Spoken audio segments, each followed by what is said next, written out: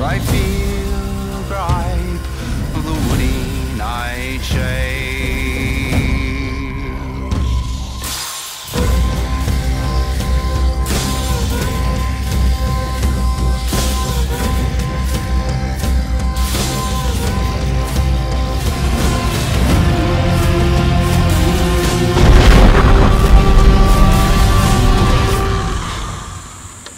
Alright, it's almost lunchtime, getting towards midday.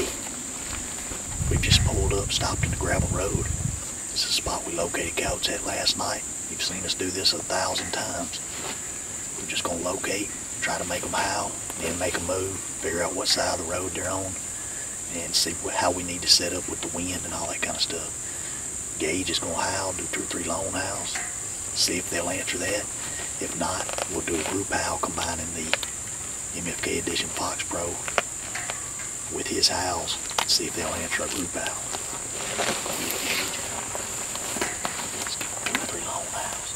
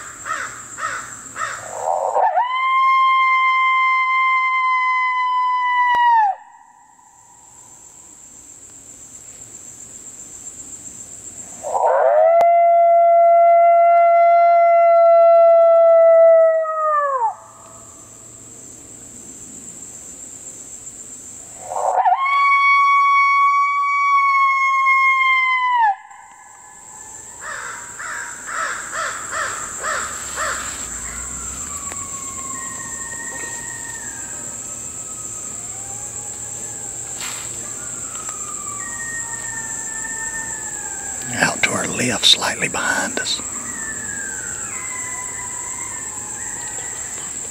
They was further than we thought they was. A little bit. We had to make a move again. Alright, we made a move just up above the coyotes and tried to get out here in this thicket with them. You see the briars and bullshit we're dealing with. We're in a little old bitty hole. We may be able to see 20 yards in the farthest spot. We're going to try to pull them out in this hole. Go ahead, Gage. Howl at them 2 or 3 times.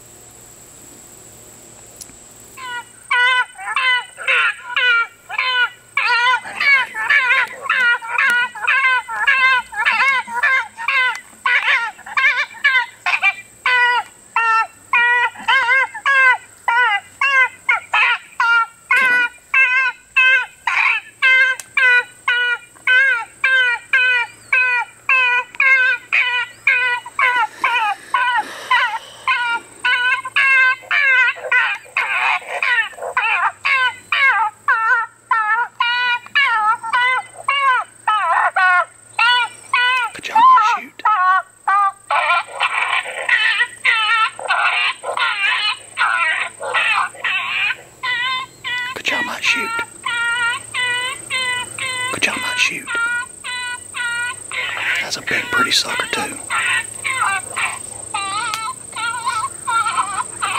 He was wide open.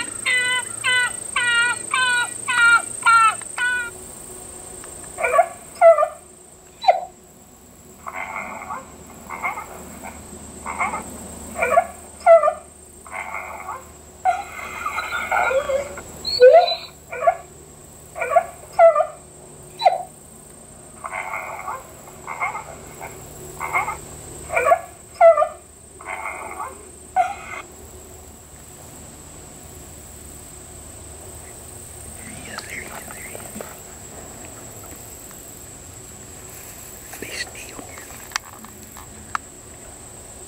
Kill him.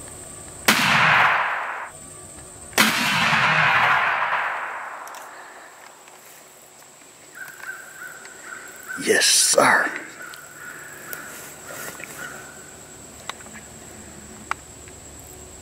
Did you kill the black one or the brown one? There was a black one with him.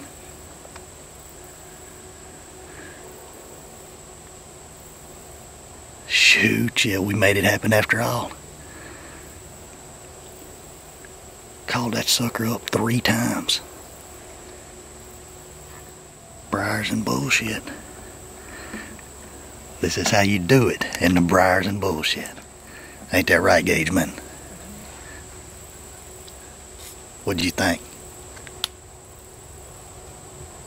That's what I'm talking about.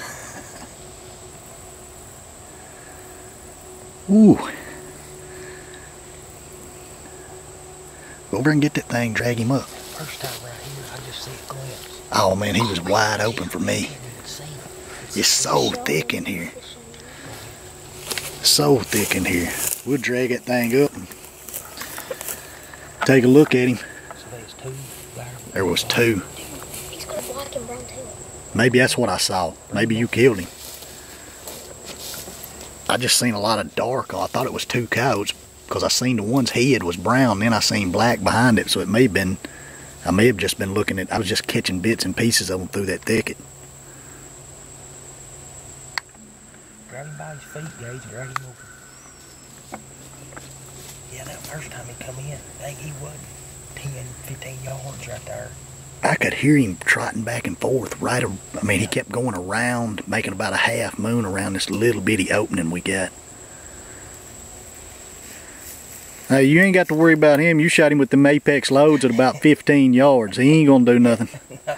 You just drag him on up here. That's a boy. Drag him over here. He does got a dark tail on him. That ain't what I saw though, I don't believe. Could have been. Could have been that black tail, because he does have a dark spot. That might have been what I saw. Heck yeah. Boy, he got a white tip too, Gage. That's poop spot. Gage man has done it again. Ain't no getting away from you, is it? What I want you to do now is tell everybody how this hunt unfolded, how we made it happen, what happened, how'd you go about killing this coyote? So we were in the truck, we went to a stand and we howled and the wind wasn't right, so we went around. What'd we hear when we howled? Well, we howled, heard a little bit of a group, but so we come What up. was the problem? Why did we have to move? They was way too far. Yeah, they were way too far, so And the And wind the was wind. wrong. and the wind was wrong. Yeah.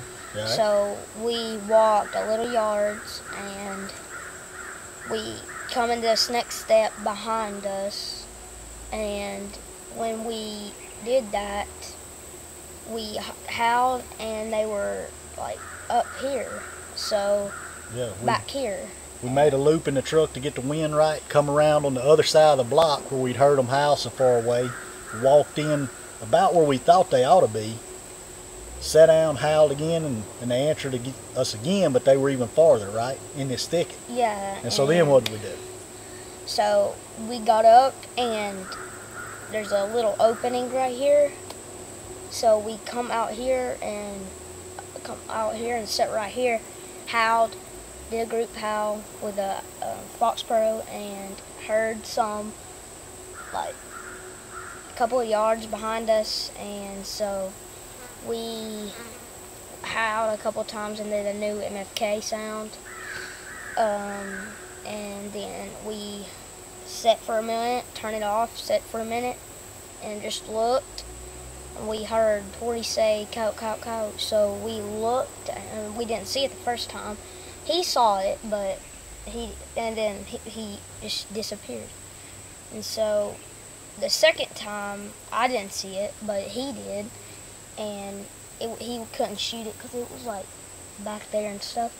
And then the third time is when I saw it, and he was right over here, circled around and come all the way back here, looked and come right here, and then circle back around and come right out here. And What, sucker, he was doing lots of circling, wasn't he? I don't know, yeah. We could hear the coyote. He was basically making a half moon back and forth around this opening. We can see maybe 20 yards at the farthest spot.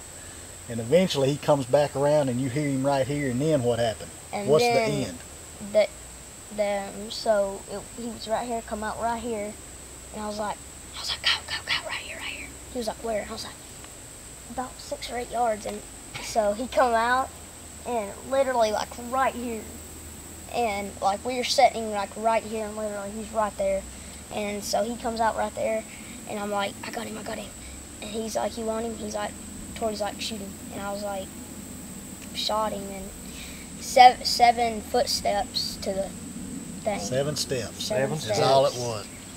Power MFK puts them right in your lap, and that's what it takes in the briars and bullshit. It is super thick right here. The camera doesn't do it justice. And just a quick recap, he done a pretty good job on telling the story. What it boiled down to is we located coyotes from a gravel road at a spot we'd heard them last night. We walked in just a little ways to make a set, howl. They answered us deep, made a loop to get the wind right.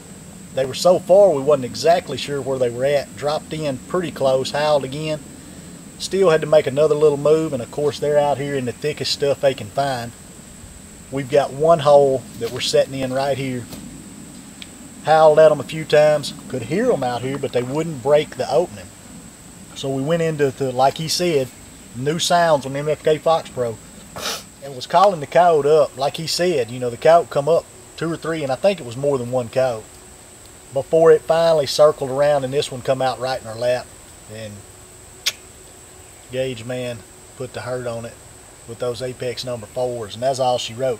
But pretty good hunt. Great example of locating coyotes, moving on coyotes, keeping your wind right, all the stuff that you see us talking about on the videos. And I know some of you don't like listening to all the talking, but there are other people that watch it that want to kind of see how we go about doing it. It helps them kill stuff.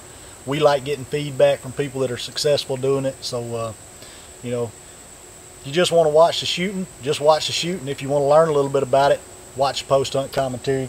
We'll try to fill you in on how we're killing these things. Hope it helps you out. Appreciate you watching our videos.